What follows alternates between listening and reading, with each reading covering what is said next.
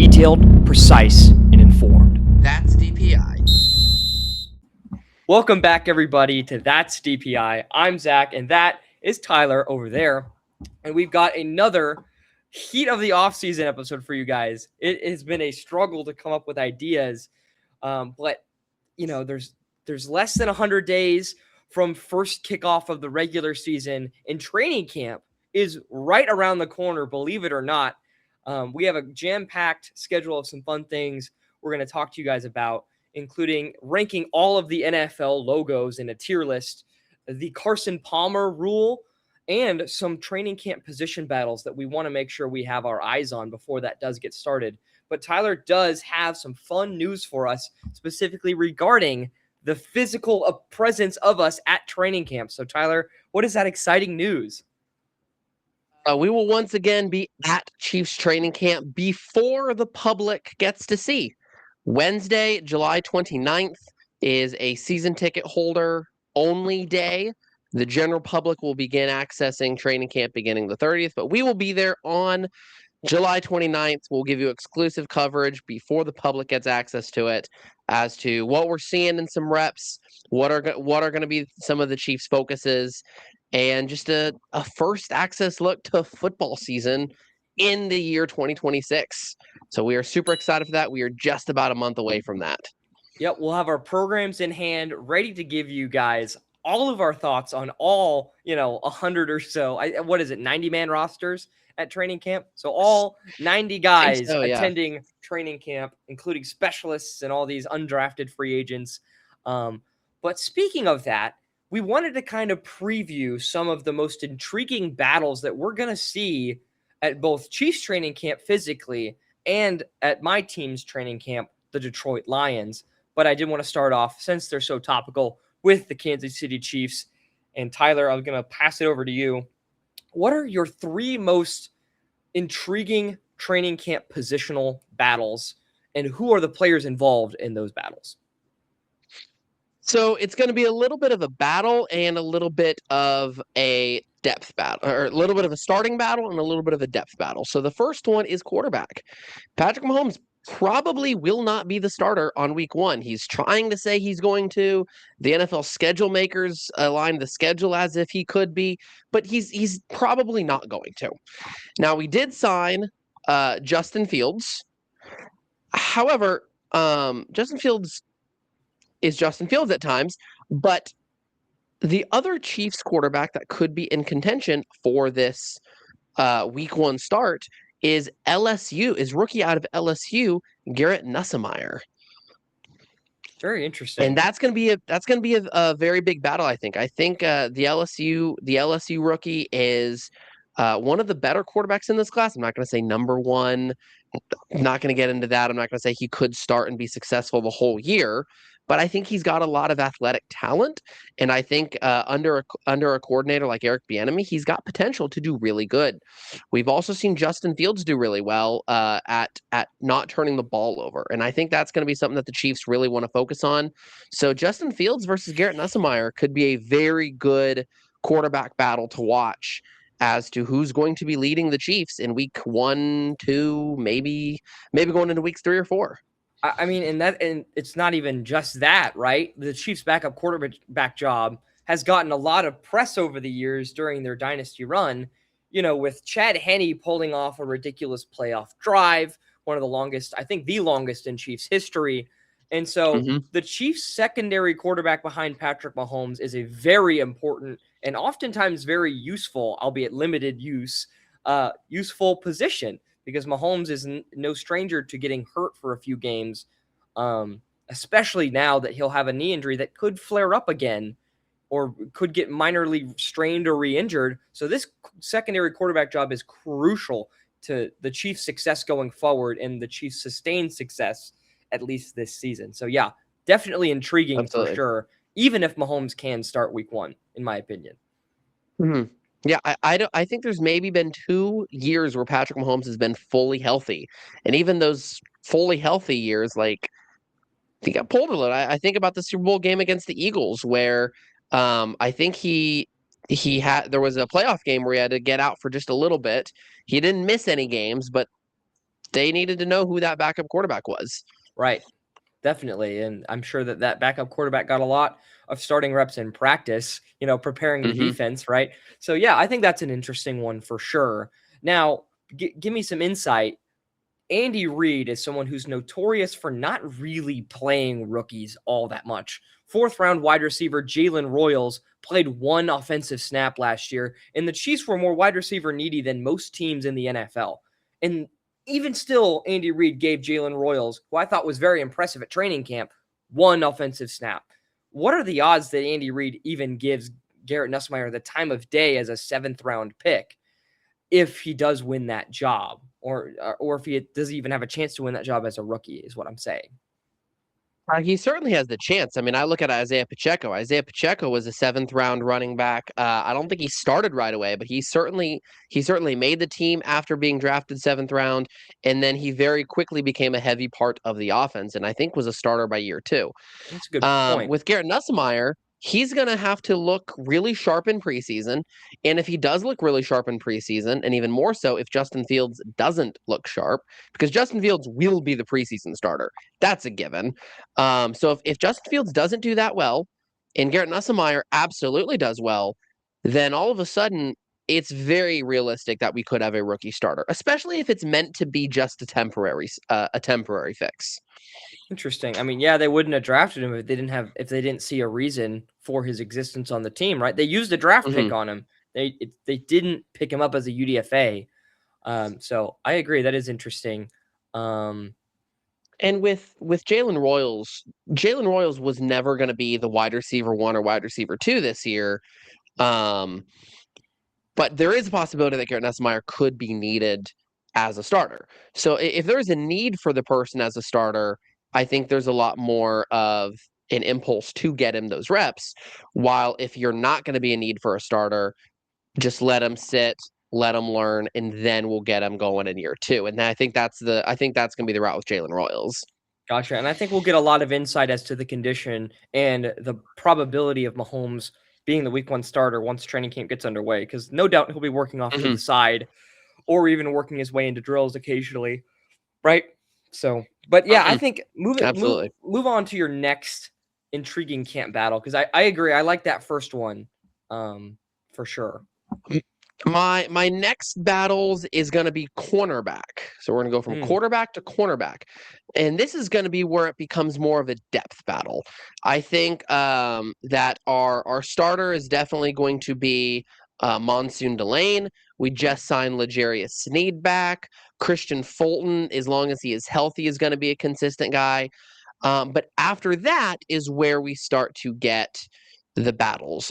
Noel Williams is going to be a big key player to watch in that possible depth position because Noel Williams is a guy that I think we were excited about last year, but just didn't end up doing that well. He didn't get the reps that we thought he was going to get. But I do think he showed potential. And so if he can get better and show that he's made progress in training camp, he's going to be very much be in the battle for that consistent rotational cornerback. But cornerback and the depth at cornerback is going to be something that I'm going to be excited to watch this summer. I agree. I do think that Mansour Delane will be starting cornerback one or two. It's pretty much Hmm. a foregone conclusion, right? But Hmm. I don't give as much of a chance for L'Jarius Sneed to start as you do. I think that the battle is more with Noel Williams and Christian Fulton at that secondary corner spot, because Hmm. I think that Noel Williams did get a lot of reps last year. He had 500 snaps last season on defense. I think that's plenty to get at least a read on him, and his grades across the board were very solid. 74 defensive grade, 75 coverage, nothing below a 69, which was his tackling grade. Even his pass rushing grade, which I don't think he had very many pass rushing snaps, was in the 70s. So I think that he's proven to be very well rounded. He's got the height for an outside corner. He's 6'1", 200. Like, I think that genuinely Noel Williams has a better chance of starting outside than Sneed or Christian Fulton, who got even less reps. Noel Williams to me is the favorite for that number two cornerback slot. So I want to talk about L'Jarius Sneed a little bit because obviously we covered last week our Our thoughts on L'Jarius Sneed. I'm way higher than him than you are. Spags knows Sneed, but Spags is also not stupid. Sneed did not do well at all the last couple years. What does that look like for L'Jarius Sneed to kind of prove that that was a Tennessee problem, not a him problem? What can L'Jarius Sneed do to show that he is the old Sneed? So here's the problem with a guy like L'Jarius Sneed. I don't think that he's going to get a lot of reps in the preseason, right? Because he's had problems with injuries the last 2 years. You don't want an injury-prone guy going out there playing meaningless reps when you want him to be a depth piece, right? So I don't think he'll prove himself in the preseason. And that's where a lot of players get live reps in Andy Reid's scheme, because Andy Reid starts starters in the preseason, but doesn't do any joint practices, doesn't do any high-intensity training camp stuff. So I think that it's going to be a tough road for Sneed, and I think he's been signed purely as a depth piece. If somebody goes down or if somebody doesn't pan out, you can at least plug in a veteran guy who knows the system, who might play at a serviceable level. That is Sneed's role in this team. And I think Chiefs fans who expect anything more need to manage their expectations truly, because Sneed is not the player that he was when he was in Kansas City. And anyone who has watched his film or has taken in his statistics outside of his tenure at the Chiefs knows that. Yeah, and I think that's going to be something that is going to be very hard for Chiefs fans to grasp, is because even though I'm high on him, I also am aware he was really bad. And so if he doesn't end up getting a lot. Here you go. Your mic cut out for a second. You're good. Oh, okay. All right. We're back. But even though he has been really good for us, but really bad in Tennessee, I trust that Spags understands that as well. That's going to tell me that he is going to be more of that Tennessee player than that former Chief player. And that's going to be something that Chiefs fans are not going to grasp. Especially if the Chiefs defense starts to struggle. If they start to struggle and he's still not getting the reps, well, then that tells me that he's just not there. But fans are going to be coming for Spags a lot there. Fans are going to be like, why aren't we playing Sneed? Sneed was so good with us. Why aren't we playing him? We need to fire Spags. And I'm not saying that that's good. I'm saying that that's something that Chiefs fans are going to need to be able to grasp. And it's going to be hard for them to grasp that fact. Yeah, I think it'll be interesting to see where he slots in. But I'm making a personal guarantee that it won't be a week 1 starter or a projected starter in any depth chart, minus any injuries, right? Sure. And I'm just saying that it's going to be hard for Chiefs fans to grasp that he's not the same Sneed, if in fact that is the case. Sure. I mean, I think that Chiefs fans should treat it as when Darrelle Revis was signed by the Chiefs all those years ago. That's exactly how you should treat it. Your expectation should be a veteran corner who could make an impact, but is nowhere near his former self. But I do think that the 100%. I other people that you mentioned agree with you in that position battle are very interesting, specifically Noel Williams. He is nearing the top of my list of guys that I'm going to pay very close attention to at training camp, because the last training camp I did not pay close enough attention to him, and I feel silly about that now because of how well his product has been on the field. He's had some real gems with the Chiefs, and especially late in the year, the Denver and Vegas game, which Chiefs fans do not look upon fondly. Obviously, that Week 17 and Week 18 game of 2025. But those were some of the highest graded games that a cornerback had in a Chiefs uniform last year. So you have to respect the growth late season of Noel Williams. If he stays healthy, I think he'll be a very big contributor, potentially like the next Jalen Watson of the Chiefs, right? A guy that was drafted later on in the draft and became a very productive starter for Kansas City, and then got traded for or left for a big contract, right? He didn't get traded. But let's go to your third position battle, because I like your first two. I'm curious where you go with this one, because I have the a third position in mind. This is going to be another depth one. This is going to be defensive tackle. Okay, that's the one I had in mind. Is going to be the start. That's the one you had in mind. Yeah. So to me, this is going to be a lot between Peter Woods and Omar Norman-Lott. Omar Norman-Lott suffered a torn ACL in the preseason last year. He's had a year to recover. Peter Wood's going to be the incoming rookie. And kind of like you pointed out earlier, Andy Reid does not like to play those rookies right away. Peter Woods is a first-round pick, so it's a little bit different there.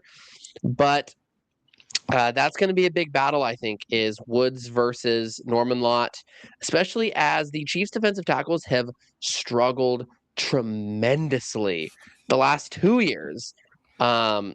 Even Chris Jones struggled a couple times. Even Chris Jones struggled a lot last year, too. The defensive tackles need to put pressure on the quarterback, and they need to start getting a lot more sacks. And it's going to start with that battle between Woods and Norman Lott. Yeah, you say that the Chiefs' defensive interior struggled. I think that's actually a fairly significant understatement. I want you to give me a guess on, and I know that we talk about PFF a lot. I know that it's not everything, but I do think it does a really good job on the trench battles. I think that especially defensive interior players and stuff like that, because a lot of the times their assignments are easier to pick out. But I want you to give me a guess on what the highest rated, according to PFF, defensive interior player was in terms of run defense. And guess what that rating is. Who and what the rating was. I am going to guess Chris Jones, and I'm going to guess 78. Not even close on either of them, actually. Not even close. And this is pure run defense. We can look at pure defense later, but Chris Jones's run defense rating is actually a 43, which is red. I knew Chris Jones wasn't the best at run defense. 43 is not at all what I thought that number was going to be, though. Wow. Yeah. I don't. Do you see his passing? What is he on pass? Oh, his pass rush grade is much better. Much better. He's one of the higher rated. Okay. He's got a 90 in pass rush. He was one of the best pass rushers in the league last year. But he was one of the worst run defenders, according to PFF, in the league last year, and certainly one of the worst on the Chiefs. I mean, the only other guys that are worse than him are two other defensive interior players. For run defense, would it be Pennell? That's right. Pennell is the player. So very good. Pennell's the player. Okay. What do you think his rating was? For run defense. Okay. So run defense. Okay. And he's a nose tackle. For run defense, Mike Pennell, I'm gonna stick with 78. It was 53. He was the highest graded run defender in the defensive interior was 53, and that was Mike Pennell. Goodness. It was bad, and it could not get much worse. That's the good news for Chiefs fans. It can't get much worse than that, guys. It can't get much worse. Because Chris Jones did have a 70 defensive grade. That's how bad that run defense took him down. His grade was a 70, even with a 90 pass rush grade. But the rest of the defensive interior players, so there are 34 players who registered a PFF grade, and of the bottom 7, only one of them is not a defensive interior player. Only one. 6 of the bottom 7 are all defensive interior players at the bottom of the defensive rankings. Jeez. So yeah. So safe to say this is why that's going to be something that we're going to be watching, and that the coaches are going to be watching as well, because the coaches know this fact as well. And I think the good news is that the guy that's second to Chris Jones in terms of overall defensive rating is Norman Lott. That's the good news, right? The guy that the Chiefs drafted late in the second round last year did show flashes, especially compared to the other veterans that filled the role once he tore his ACL.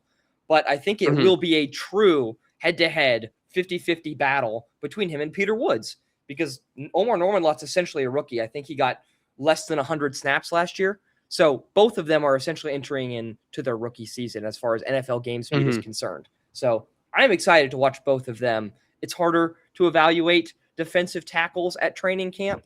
So I'm more excited to watch them in the preseason rather than training camp, but certainly a battle to watch nonetheless. For sure. So my 3 are quarterback, cornerback, and defensive tackle. We'll start with yours now. What is your highest priority that you're going to be watching for a position battle? Yeah, I think I'm going to list these in their priority too. So I did an additional layer.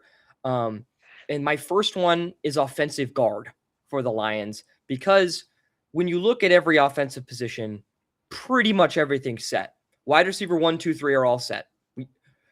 Tight end 1, 2 are pretty much set. Quarterback, of course, running back, of course, Mhm. all set up. And then Penei Sewell moves to left tackle. There's no battle there. Cade Mays is the biggest free agent signing. That battle's set there. And even right guard with Tate Ratledge, he was one of the best rookie guards in the NFL last year. And then, of course, Blake Miller, the first round pick, is going to slot in at right tackle. So the last position on offense to keep it from being complete is offensive guard. And there's a lot of intriguing players there. I think the incumbent starter was Christian Mahogany, but he suffered a leg injury last year that he rushed back from. And his play after rushing back from that injury was very poor, very bad. So I want to see him healthy and see if he can take that job back because he was great when he was healthy. And the Lions also have an intriguing second-year player in Miles Frazier, another guard. And they've even talked about moving their 6'9" offensive tackle prospect from a few years ago to guard to compete for this position. So I'm thinking it'll be very. His name is Giovanni Manu. He's huge from British Columbia. So I'm going to be very curious as to who's repping in that spot and who eventually wins that job. Honestly, I never even kind of thought about guard because I feel like you guys have always been set in your offensive line. I never even thought about guard. When you are evaluating your guards, is the rush grade versus the pass blocking going to be much of a factor, or is that going to be pretty stable across the board? I think that's a really interesting question because when you look at Tate Ratledge, who's the other guard, he got to play next to Penei Sewell as a rookie. And his run blocking is so much better and his pass blocking is so much better because he's playing next to a veteran who can always be right next to him and tell him what to do and help him out and do all these veteran things. And so I think it'll be so huge for the left guard position, which is not set in stone, to play next to Penei Sewell. I think he's going to elevate whoever plays next to him. But I think the Lions, who ranked near the bottom in rushing efficiency, despite having Jahmyr Gibbs on their team, I think in rushing efficiency on runs from 1 to 3 yards, they were like 27th or something like that. And so I think that the run blocking will be more important than the pass blocking because I think the other 4 spots are so good at pass blocking. You really need all 5 linemen to cooperate on a good run play, right? Especially on the Lions. So then I'm going to assume that your next 2 spots are going to be defensive positions. That's right. Yes. So what is the most important defensive position that you're going to be looking for battling it out? I toiled with this one for a while because I think both of these are equally important. But some comments from Kelvin Shepherd this offseason make me lean edge rusher over the other position we're going to talk about. Edge rusher opposite of Aiden Hutchinson, because obviously perennial, defensive player of the year candidate Aiden Hutchinson will be on his side. But the Lions drafted in the second round a very intriguing pass rushing specialist with a lot of length in Derek Moore. But they also signed DJ Wonham, who's a veteran and could start because of his run stopping ability. So I'm curious. And even the Lions signed kind of a reclamation project in former first round pick of the Saints, Peyton Turner, who is also one of those lengthy prototypical edge rushers, but has struggled mightily with injuries. Very similar to a Marcus Davenport type player. So he's been repping in the first spot as well. I think the Lions are really just saying it's a matter of time until he gets subbed out for someone who's healthier. But I think it's a 3-way battle between those 3 guys, Derek Moore, Peyton Turner, and DJ Wonham. I will be very curious to see, especially because Dan Campbell has said that starters will be getting more reps in the preseason. I expect to see all 3 of these guys play at edge rusher in the preseason, especially with Aiden Hutchinson out. I imagine they put one on each side and put them together and say, compete. Go out and show that you're the better guy. Does Hutchinson play one side or does he alternate? I think he typically plays on the right side, and that's like lining up against the right tackle. He does not line up against the left tackle. I think he typically plays on that side, but he is known to kick inside. He's known to drop into coverage. He plays wherever Kelvin Shepherd wants him to play, but he mostly plays on the right. So this would be our left. Typically plays on the right. So then for these 3 guys that are battling it out, do you know any history on what they do, or is there one guy that plays better on the left side, better on the right, or are they all pretty versatile? I know that Derek Moore played on the left in college. That's the rookie.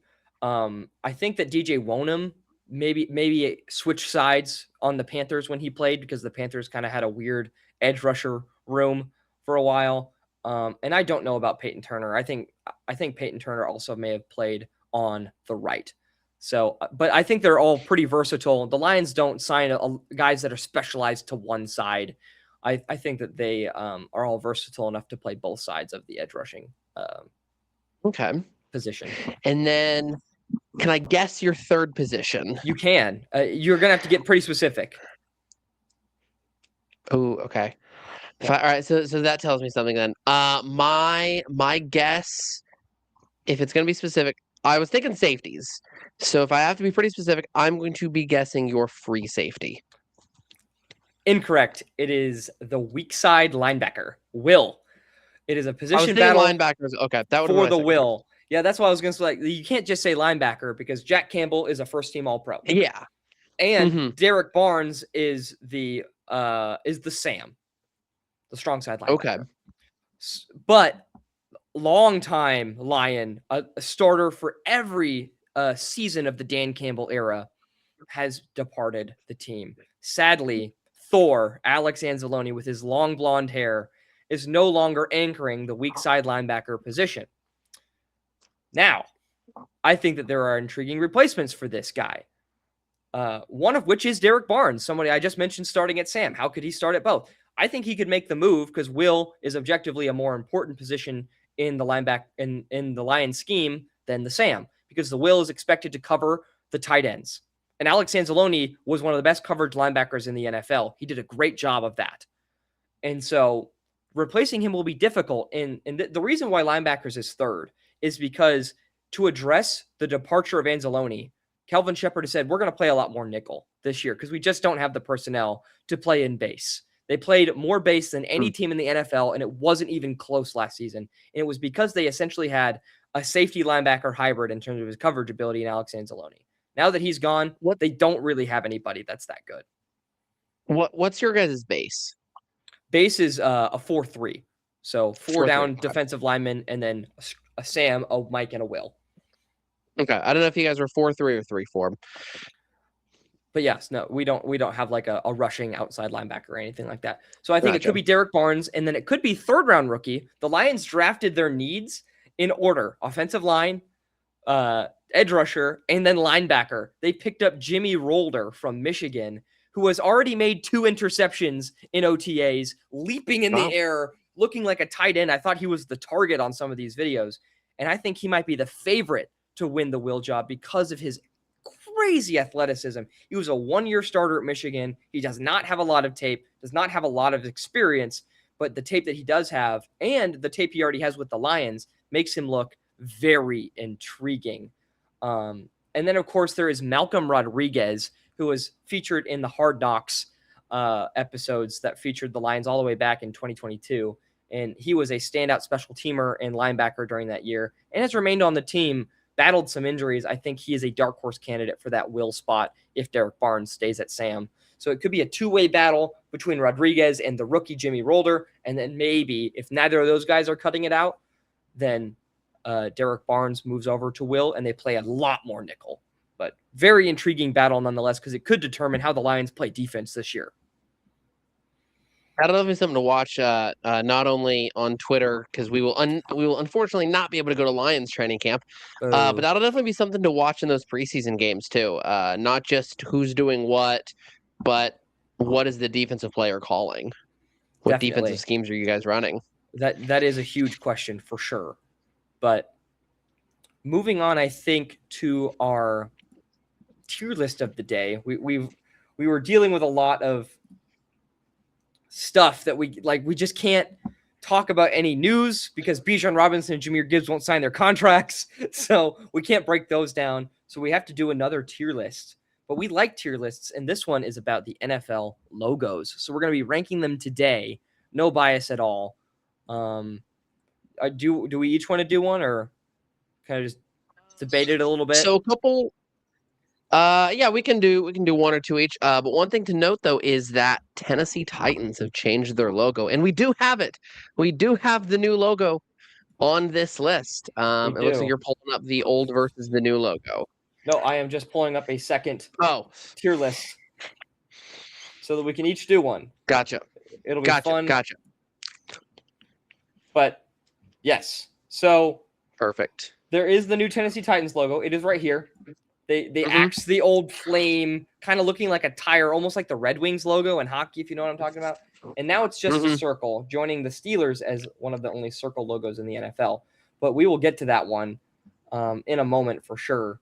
But Tyler, let's start with the Steelers logo here on this right side.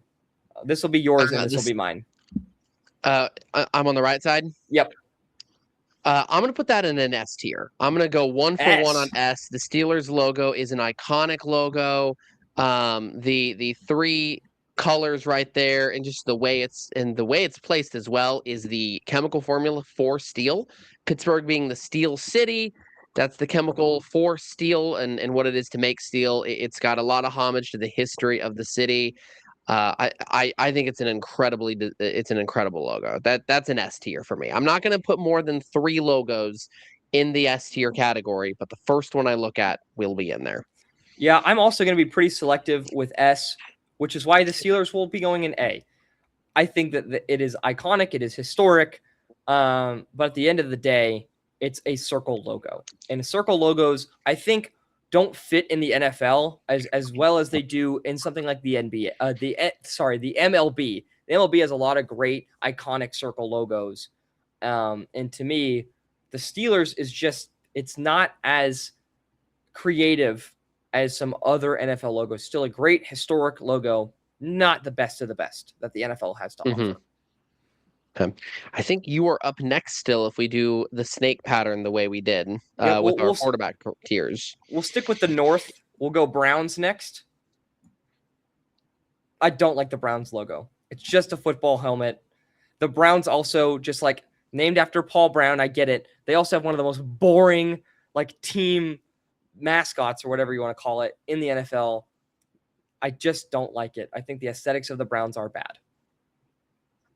I will add on to that and saying that like if they did the dog pound logo where they have like the dog, Much that's better. A cool logo. The helmet is not. It's an F for me as well. Yeah, Browns need a rebrand, not the Titans. Yeah. Are we sticking with the North, or are we going? What's the next team that I got? Cincinnati. The Bengals, I'm going to put in the D range. That's a D for me because kind of similar to why I criticized the Browns. They have a Bengal tiger as an alternate logo. That looks super cool. It's retro. The B with tiger stripes, I don't like. It looks like how logos now are starting to simplify everything too much. It looks like that. Yeah, I think that there's a lot of potential with the Bengals logo. That's why I'm putting it in C. I don't hate it necessarily, but and I do think that it's, at least halfway decently creative, unlike Cleveland's, but there's so much more potential with a tiger. So definitely. And then moving on to the Ravens. Yes, Baltimore. I'm going to put. Oh yeah, I thought it was me because Snake. Go ahead. I'm going to put the Ravens in B. I like the Baltimore Ravens logo. I think it's pretty realistic. It's cool, but it's nothing special, and it's just a good logo. It's a good, above average NFL logo, I would say.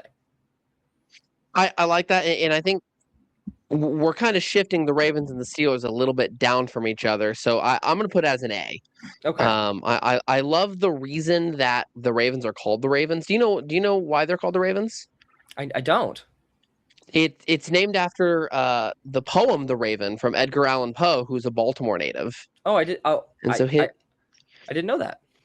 So their logo is, or their team mascot is a homage to history of their town, which is what I love about the Steelers logo. It's what I love about the Ravens being the Ravens. And I think, like you said, it's a really good logo. It's complex, but it's not too complex. It's simple, but it's not too simple. It's an A for me. Yeah. What division are we going to next? Let's move on to the North because I have them all up here. Okay, so we'll stick with the North. Does that mean the Lions are next? Yes, we can go with the Lions next. Um, you're not gonna like this. I'm gonna put it as a B. Okay. I'm gonna put it as a B. Kind of similar to the Ravens, to where it's simple, but it's not too simple. But it's just not the status of the Ravens to me. I don't know how else to describe that. It is an iconic logo. I do like it, but I don't know. I think it could. I think there are other logos that are better. See, the Lions, I think, are an A because it is very simple, but also very detailed. Like the reason I don't like the Ravens as much as I like Detroit is because they have the B in there.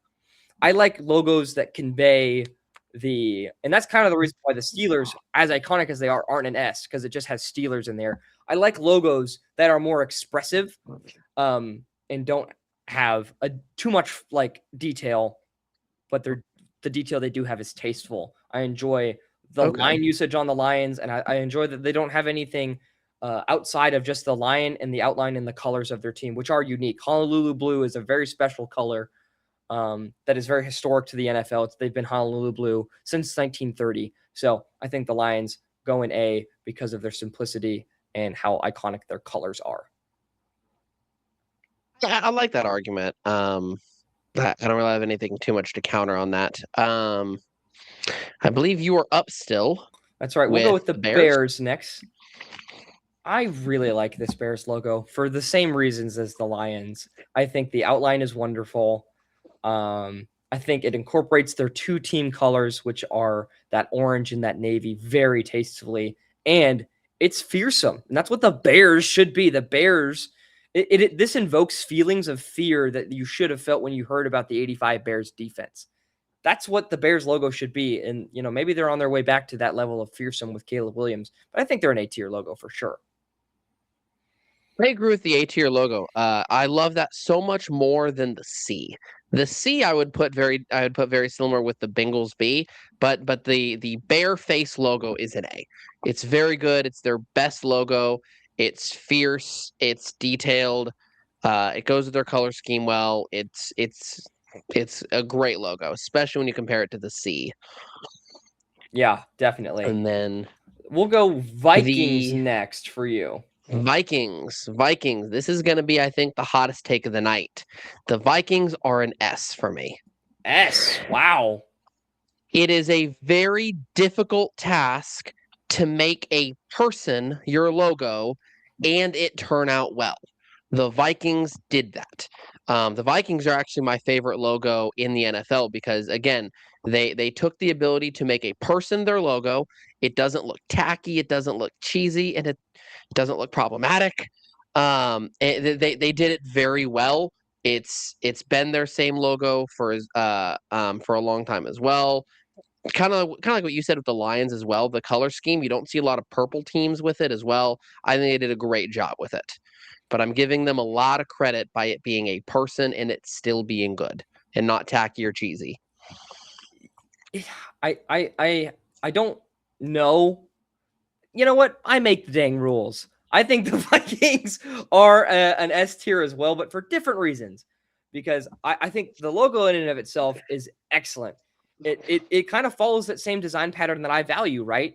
It incorporates the team colors. It doesn't have any words, and it's very expressive of what the team mascot is. It accomplishes all of that beautifully. I love the braids of the Vikings. I love the horn on the helmet. Even if Vikings did not actually wear helmets with horns, folks, that's just a Western trope. But the reason why ultimately they're not an A and they are an S is because of the incorporation of the logo on the helmets. When they just had the white horn on the helmet, I think it was the slickest logo incorporation on a helmet Oh yeah. any NFL team has ever done. And for that, come on, man. Vikings, you can't beat them. Oh yeah. Respect to my division rivals. But now we're moving on to Green Bay. If I were ranking them on here. If I were ranking them on how iconic and historic they were, it would be, of course, an S. But to me, they're just a B. In terms of creativeness of the logo. I mean, what about them is better than the Bengals B? It doesn't represent their city. It's just a letter in an oval. The Jets did the same thing. It is a football shape, but that's about it. it's not based on how iconic it is. I'm ranking them based on how objectively good as a logo they are. And, maybe that's why I should bump the Steelers down here too. I'm putting the Steelers in B as well because I want to be consistent logically. So I'm retroactively moving them down. History is a big part of why I like and dislike logos. I mentioned that's why I love the Steelers logo, is it incorporates the history, and it's why I'm going to punish the Packers logo. Really? Because do you know why because the Packers logo, I believe it was Lombardi who asked it. Could have been, it was either Lombardi or Lambeau. One of those two guys called Georgia and said, "Hey, I like your logo. Can I use it for the Packers?" It's quite literally the Georgia logo, just in their own colors. It's no history. I'm putting it as a D. Oh wow, D for Green Bay. Again, the Packers franchise is very historic. It's iconic. But if we're talking about just as a logo, it took no creative thought. It's quite literally a copy of the Georgia logo because the coach called Georgia and asked if he could use it. It's not a creative logo. The logo itself, only the logo, is bad. And that's what we're ranking, is the logos only. Interesting. I think it's still up high because of its simplicity. And I do like the football shape. But once again, as you said, you value history a lot, and the Green Bay Packers are just copycats. If the Packers were the ones that created it and then Georgia copied them, I'd probably put it as an A or a B. But because it's the other way around, I'm punishing them. Interesting. I could be convinced to move them down to C just for that, because I thought it was the other way around. I thought that Green Bay originated it. So I'm actually going to move them to C because of that. Thank you for that added context. But so that is moving the on, end of the North. We'll move on to the East. They're all in line. Look at this. So the NFC East, starting with Dallas, which you will have the honors of ranking. For the same reason of what you kind of said with Green Bay is with Dallas. Dallas at least created their own logo, so I am going to be more with them. When you ranked the Packers logo, you said it's an iconic logo. It means a lot, and it's very simple, but you gave it a B, and that's where I'm going to go with the Cowboys logo. I love the. Make it an A. Make it an A. Because not because of but because of the way the Cowboys have used their logo to make the franchise iconic. Jerry Jones is famous for calling up Emmitt Smith and said, "Emmitt, how would you like to play with a star on your helmet?"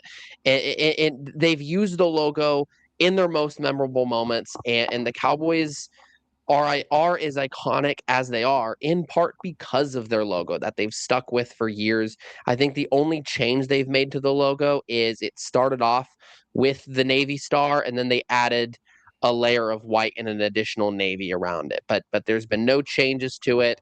It's where their original design meets the iconic status. Yeah, I'm going to also put them in A, but for a little bit of different reason. I think it's super simple, but it's kind of up there with the Lions in the sense that it's very descriptive of what the team is. They're the Cowboys. It's a star, self-explanatory. But I really like the line work on the Dallas Cowboys logo. It almost makes it look like it's popping off the screen and it's shining in the night sky because of the way that they have the outlines drawn so close. I mean, it's just phenomenal. I think that the Dallas Cowboys logo is iconic for a reason, is because it's simple but effective. Anything but an A is criminal for the Dallas Cowboys logo. But moving on to the New York Jets. They incorporate it so well into their stadium and everything about their franchise too. Their stadium, their uniforms, their field, they incorporate it so well. With I took a tour of the Cowboys stadium, and they have it as lights. And so they use that white part as additional lighting to really make it shine. They do so well with it. Sorry, I didn't mean to interrupt you. The Jets are next. It's incredible. I agree. I as someone who was there with you in AT&T, it was phenomenal. But yeah, the Jets, I don't like it. It has words in it. It's just an oval. The only thing Jet related is kind of this little swoop they have over the T, and it's not even incorporated in the letters. I mean, I guess it's kind of the J, but I don't like it. I don't think it's very iconic either. I don't think I can put the Jets and the Packers on the same level. So I'm going to put the Jets as one of my few F tiers. Mm, Again, the one credit I will give the Jets is that if you go back about 10, 15 years ago, it was literally just the shield with the word Jets. There was no even little jet wing. They've at least done that, but there's so much right. more that they can do with this logo, and they've That's just why they're never in done it. D and not F for me. Yeah, I just don't think. To me, yeah, I still think the Packers and the Bengals are way better than the Jets logo, so I can't put them at the same level. Hmm. And now you get to rank the Buffalo Bills. I'm gonna put them at a B. I like the Bills logo, but I just don't think it has the iconic status of Dallas or Chicago. But I do like the simplicity of it. I think the red part are the reins of a bill. I'm not 100% sure on that. Bills Mafia is gonna come at me. They're gonna be like, of course it's this other thing. Um, I like the logo. It's a nice, clean logo. It's definitely above average. It's definitely a good logo, but it just doesn't have the iconic status yet. Yeah, I agree with you because it's very similar to the Lions logo in a sense, but it Hmm. lacks the iconic flair. I think the colors are a little bit more generic, just uh, red, white, and blue, right? That's the same color scheme, exact same color scheme almost as the Giants. Don't come at me. And the Titans. So, and for that reason, it's B. It's great logo. Don't get me wrong. Definitely above average. Is it A to Hmm. S? Not quite for me. Yeah. But now I think we can move on. I don't know why we went to Buffalo and not the rest of the NFC East. Oh well. But the NFC Yeah. East, we're moving on to Philly. Same with the Jets. Yeah, rip Jets. Come on. I love the Eagles logo. I think it's so good. The way they use the lines and the black and the white and the gradient and how threatening it is. And look at all of these logos and notice what direction they're facing. Right, Hmm. right, right, right, right. I love the Eagles facing the opposite direction. It helps it stand out so much. It makes it so unique. I think it's very iconic. I really like the Philadelphia Eagles logo. It's perfect if you're going to do the silhouette of an animal head. Much more, much classier than Baltimore and Buffalo, in my Do opinion, you for animal. do you know why it faces left? Why's that? Look at the feathers on the right side. Look what letter it makes. Oh yeah, the E, of course. It makes an E for Eagles. So for me, it's very subtly done, but done well. I don't want to put it at an S, but I don't have an argument for why it can't be an S. So I am going to put it at the S tier. Yeah, Philly is so good. It's It's so good. it's there are three logos that I like better than the Eagles, just kind of like for my own weird criteria. But every ounce of color scheme, outline, subtle creativity with the E, the uniqueness of Uniqueness. face Yep. left, just makes it an S tier category. So I might end up having four in the S tier. Yeah, I think if anyone gets the bump to the top three, maybe your fourth Eagles should be. But now you get the Mhm. Giants. Yes. The Jazz, I'm going to put it a C. I like that they didn't try and make a cheesy giant as their logo, but I just think the city initials isn't enough for me. It's not bad because again, I'm giving them credit for them not doing a cheesy giant as the logo, but it's just not enough for it to be a great logo like the Lions or the Cowboys or the Eagles. Yeah, I think it's also going in C for me. Like it just goes alongside other letters. Like these are just letters, and like letters can Yeah. only be so cool. Hmm. Um, but I think we'll move on in order to New England.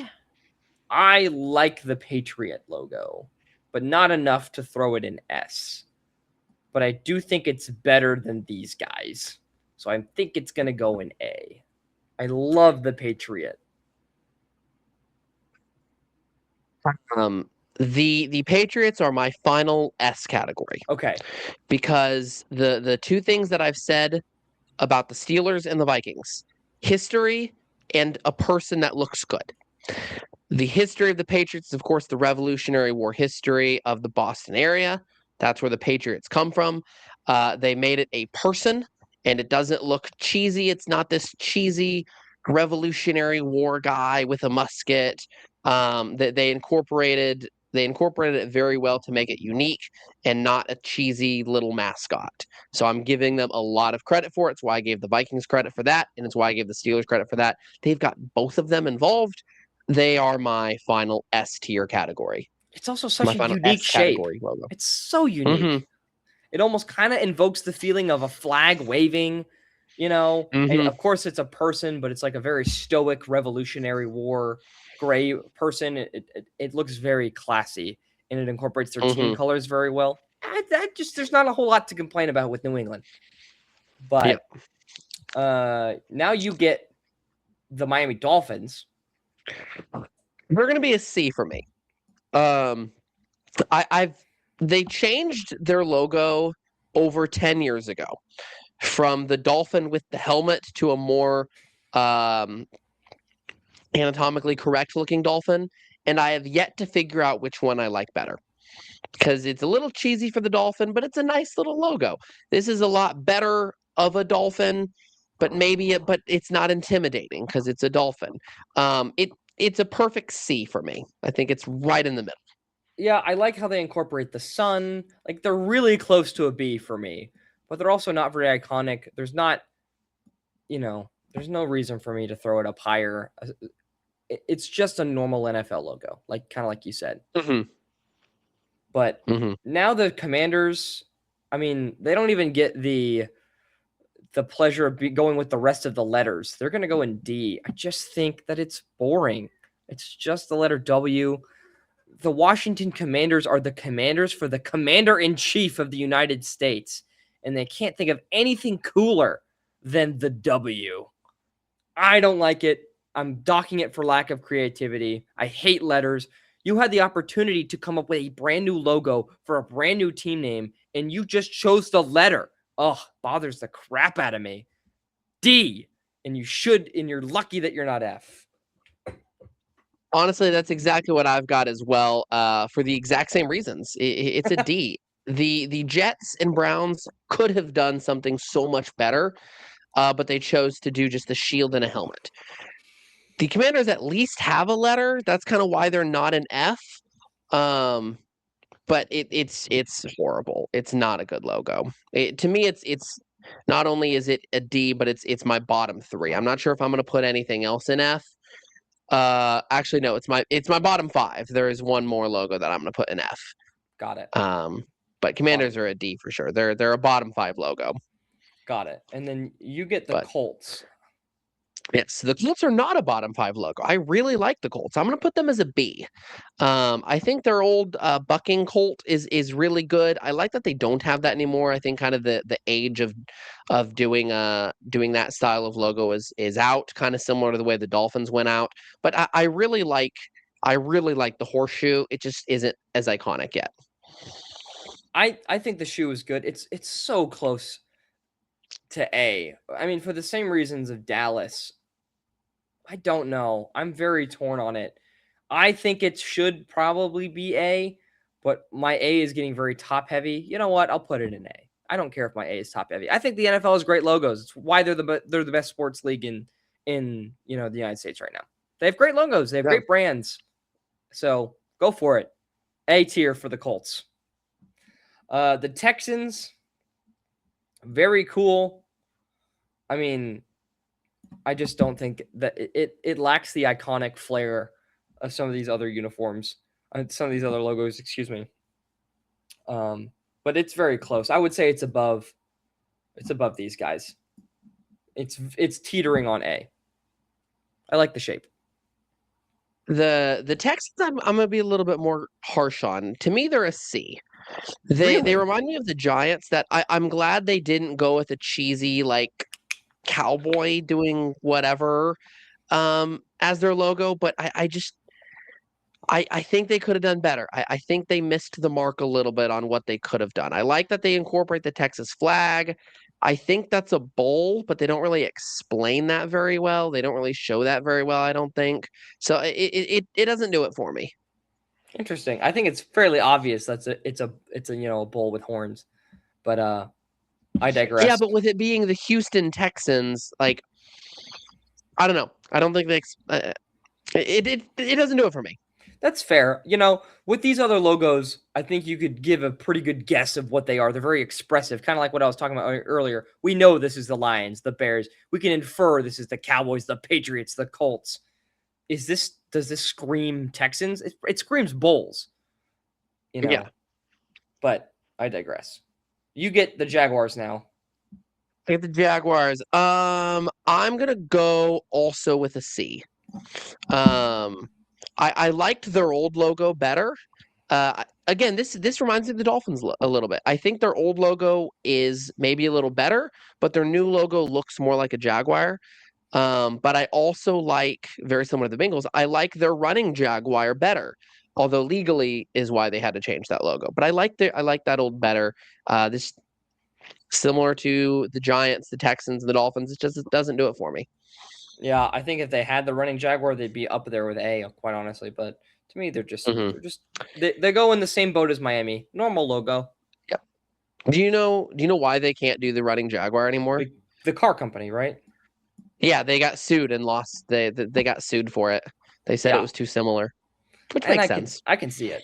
But we'll move on to a brand new logo, a fun one, the Tennessee Titans. So I rank. Is it me or is it you? I'm sorry. I think it might be me, actually. Okay, go ahead. I'm actually going to put them in B. I think the Titans were in desperate need of a rebrand. This logo is very similar to the Steelers, and I think it's very bright. I don't know. I really like it. It incorporates a very unique color, which is that baby blue. I don't know. I just really like it. I'm very happy that you like it. The Tennessee Titans, I rank everything. I've got a note on my phone. Zach, you know this. I've got a note on my phone that says random rankings. One of my rankings is logos. So I'm looking off in my phone. The Tennessee Titans were number 9 on my list. I loved their logo, the homage to Tennessee with the 3 stars being incorporated in the Tennessee flag, Nashville being the Athens of the South, so that's why they're called the Titans. And they've got the flame of the Titans. I loved the logo, and then they took away the flame, and they made it an unintimidating baby blue. I hate it. It's an F. It's such a downgrade to me. I moved it from 9 to 29. Wow. It dropped 20 spots in the rebrand. I hate the rebrand. We disagree quite heftily on this. I think the Titans have had an aesthetic problem for a while. And so I think that the first step was this logo, and I think it's a step in the right direction. I like the Titans logo. I think the baby blue's not as intimidating as a navy blue, and I think the shield fit the Titan theme better. Now I don't know what this is. Well, it's still a shield. Flame. It's still a shield. But is it okay? Is it take a look at the other circular logos. The other circular logos, I really look at Pittsburgh, honestly. We know Pittsburgh is just the symbol of steel, while the Titans with the shield, I don't know if it's just a shield or if it's just a circular logo now. Fair criticism. While with the flame I knew it was like a flying shield from the Titans. I'm dropping them a spot. I personally like it, but I understand the aesthetic issues with it. And it's not as good compared to other logos. So, but you're up next. I also think they should have waited one more year to do any kind of rebrand, because next year they're getting a new stadium. So they got new uniforms, they got a new logo this year, and then next year they should have done it all in 1 year. I really do think that. But next up is the Cardinals. The Cardinals are also a C. It does the job, but it doesn't do anything more with the Cardinals. Yeah. They're named the Cardinals. They created a cardinal as their logo. It's not a bad logo. It's not a great logo. I think it's just boring. Yeah. I think it's just boring. You're getting punished for being boring. There are other bird logos in here that are cooler. There are other bird logos that are much cooler. Yep. Every bird logo, actually. is cooler than the Cardinals. So sadly, for being the worst bird logo, you go down from a C to a D. But now I have the Tampa Bay Buccaneers. I love this logo. I think it's an A. I love the flag. I think it's great. And the sword, I agree. come It's an A on. for me as well. It's great. I love that logo. It's great. It's the best thing you can do, like as like a pirate, because the Buccaneers is just another type of pirate. It's great. Like you can tell what's happening. You get a visual for what their mascot is. It's great. Perfect. Yeah. I struggle with no, you're next. You're next. Seattle, right? Yeah. Second, the next one. Seattle, I'm gonna give an A also. Nice. I think Wow. it's really good. It looks intimidating. It does the job. I love the outline. I love the color scheme. Again, I like navy. I like navy a lot. And it's a great logo for me. It's not an S, but I love the logo. I think it's pretty dang good. I mean, I think it goes right up there with Baltimore. I think it's a great logo. I do like the little speck of green in the eye. I think it's very creative. There's outside of just being a bird, there's not much else beside it. Like there's little creative details like the sword in here, and then these two are kind of in a class of their own for being iconic. And then I just really like these two outline logos. But Seattle could very easily be an A. It's personal preference. That's true. Honestly, you've kind of convinced me of that too. Yeah, it's in a different class as the Cowboys. We're really excited to talk about the Bucks, and we weren't excited to talk about the Seahawks. Move them down to a B for me. You've kind of convinced me of that. I think they're a good B. I do like their logo though. I like it. I think it's definitely above average. All of these logos, honestly, even the C logos, I think are good. These are great. I think these are excellent. I think these are untouchable. So I definitely a good logo. I think it would be probably closer to here, like if they were closer to A. But it's if we're still gonna put them in order. Yeah. But now I get to rank the Falcons, which I toil because I like the fact that it's an F, right? And I like the fact that this is a claw, and I like the color scheme. It's just not as easy to discern what they are. Like this doesn't scream Falcons to me. If you don't know what these are, you probably don't know this is a Falcon. This actually looks like a hawk. People will be like, oh, these are the Hawks. It's very creative, and so I teeter on A, but it's hard to discern. So I teeter. I toil. But I'm going to go with an A at the end of the day because it has like that extra element of it is an F, and its color scheme is dope. Can't beat the Falcons color scheme, so it's going to go up there an A. It's an A for me also because their logo history has always been we want it to be a bird in the shape of an F, and somehow they figured out how to do that. And then each time that they do a new logo, it actually gets better. It looks more like a falcon and more like an F, and so that they finally nailed their perfect bird and F shape logo. I think it's great. Yeah, I like kind of the line usage here on what looks like a falcon wing and then the claw. You know, it's a very well designed, very creative logo. No logo in the NFL looks like the Atlanta Falcons logo. And for that, it deserves lots of credit. But yeah, you're up next with the Saints. Saints is going to be my last A logo of the night. So it's all downhill from here. I love the history of the French Quarters. Because that's really what it all comes down to is the history of the French Quarters and it being owned by France and the United States buying New Orleans from France. A lot of French history behind it. So why not make that your logo? I love it. You also don't see a lot of gold and black color scheme, but like not like yellow and black like the Steelers have, but like a gold and black. You don't see that a lot, and the Saints do it very well. I love the Saints logo. It's an A. See, I think the Saints do it well in their color scheme, in their aesthetics, on their merch, in their stadium, but their logo, it suffers from being boring. It suffers from being very boring. So while I appreciate the history, I think that you value history and the logos a lot more than me.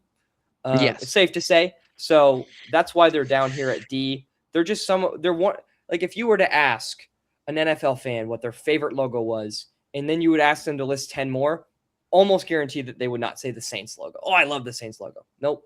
It just gets forgotten because it's boring. It's fair. I understand where you're coming from there. But moving on to the I believe you Panthers. have, yes, the Panthers are next. I like the Panthers. It's very threatening. It's super cool. I love that black is the primary color of it, because look at all these other NFL logos besides the Raiders. I love that the Panthers have black and then their team colors are the accents. I think it's a great little inversion of, with the primary color typically being the color. I mean, really the only other team that does it is Atlanta, but they have a lot of prominent white as well, whereas the Panthers don't. It's just black and blue. I really like the way the Panthers did the Panther. I agree. Originally, I was going to put it as a C, kind of like the Jaguars and the Cardinals. But yeah, it does more. It does more than the Jaguars and the Cardinals do. Yeah, put it as a B for me. Interesting. Yeah. Color scheme's great. It looks like a panther. A panther is a black cat, and incorporating the black in there with the alternative part of the color scheme being their team color. I like it. It's very good. I think it does more for the team than any of the logos in the C tier do. I like it as a B. Yeah, for sure. San Fran. 49ers are next for me. I'm gonna put them as a D. I think just like a circle with their city's initials is very boring. I think there's so much more that they could have done, especially because the 49ers the 49ers is history. It is why they're called the 49ers, the 1849 Gold Rush, and they don't incorporate anything in that, and they barely have gold. So I think they really dropped the ball on this logo. Yeah, they also belong in the D tier. They're in the same tier with the Jets, because I think that while the font is nice, it's just not very well designed in my opinion. Mm-hmm. But LA, this is a newer logo because they moved from St. Louis. And I actually liked the St. Louis Rams logo a lot. I thought it was pretty good. This one's just a C. I like the incorporation of the horns with the logo. It at least makes it a creative words, but it's no more creative than any of these other letter logos. And you can only go so high as a letter, right? Yeah, I think in general the Rams logo for me would be a C, but because I know how much of a downgrade it is from the Ram, to me I'm going to put it as a D. Okay. I think I like that they tweaked the color when they moved from St. Louis to LA to distinguish itself, but I think the first year they did do that, and I thought there was no problem with that. With just like the lighter colored Ram, they moved from a navy to a dark blue. And I think that did the job. I think taking away the Ram took away their letter grade also. Interesting. And so now you get to rank the Chargers. Yeah, it took away a lot of the charm that they had. The Chargers are a D for me. Really? Because like the logo looks cool, but the Chargers have never known what they are. Because this is a bolt. And so I don't know if they're the Chargers because of a bolt of electricity. I've heard them say they're I've heard three different stories as to what the Chargers are. I've heard it be like it's a bolt of electricity and it's a charge of electricity. I've also heard them saying no, it's a charging horse. I've also heard that the Chargers are called the Chargers because of the tune like da da da da charge. I've heard all three of those. So I don't actually know what a charger is, and the logo doesn't help clear anything up. Yeah, and I'm also putting them in D, but for different reasons. I think that the Chargers, in their kind of their fan slogan of "bolt up," kind of insinuates that the team itself is going with the lightning bolt theory. And if that's your argument, this is not the coolest thing you could come up with that has to do with a force of nature that can pass so much electricity through you could kill you. A lightning is objectively one of the coolest things in nature, and this does not represent how cool lightning is. If you're going to go with bolt up your dang logo. D. Yeah. Uh, anyway, sorry. I guess I'm really passionate about the potential for the Bolts, but the Chiefs get more credit than the Niners because of the shape.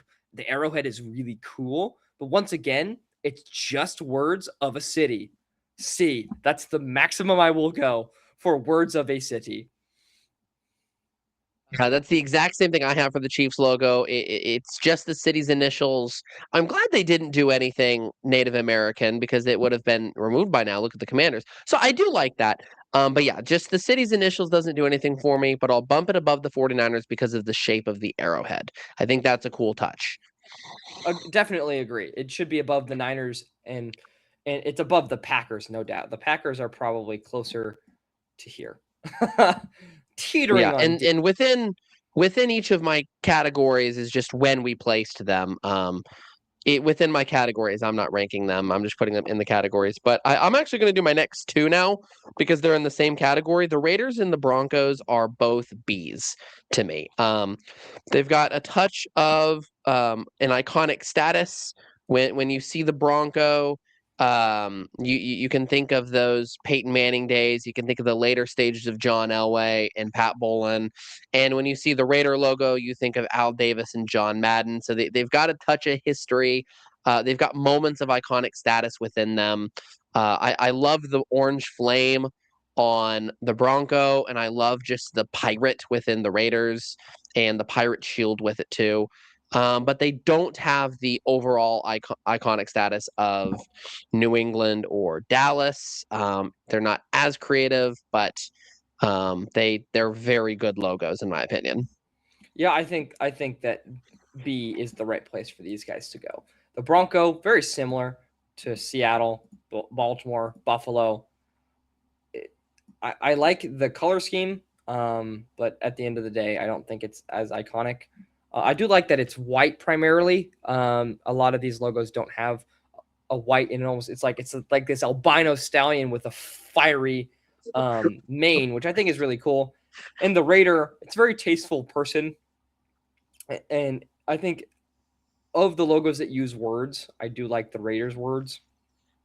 Mm-hmm. It reminds me of a pirate flag, which is exactly what I should be. I think it's funny that we have two pirates that I think pull off the pirate aesthetic very well in two very different ways. But the Raiders are unfortunately Yeah. just slightly down due to lack of creativity that the Bucks have. So B for me. Yeah. Let us know in the comments which logos you agree with us on. I'm sure there's going to be something that the Eagles fans come in and hate us on, despite both of us putting them in the S tier. I'm sure the Eagles fans will find something to hate us on, as always. We love you, Eagles fans. Keep commenting. But I think that we're going to push Carson Palmer rule to next week. But we Yes. appreciate you guys a lot. And we will see you guys next time. Appreciate you guys.